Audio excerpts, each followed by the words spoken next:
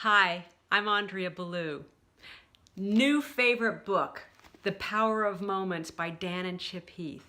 I like to bring resources to you that can really make a difference for you. And what they're saying in this book is that we don't remember everything that happens in any experience of our lives.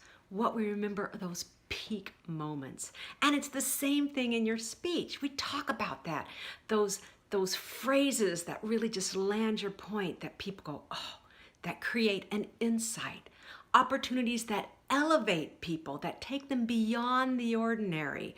Opportunities that create pride in who they are, and they get to think about that and feel good about themselves. And connection. Opportunities where you connect with your audience in ways that are out of the ordinary.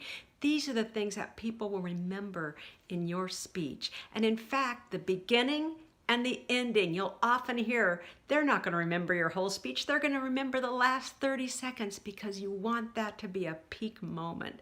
So take an opportunity and think about what are those peak moments in your speech or in your conversation or in your meeting, and give that to the people who are there. Create it, craft it. You can do that. They don't have to just happen by accident. They can actually be something that you bring into your program. So, the power of moments.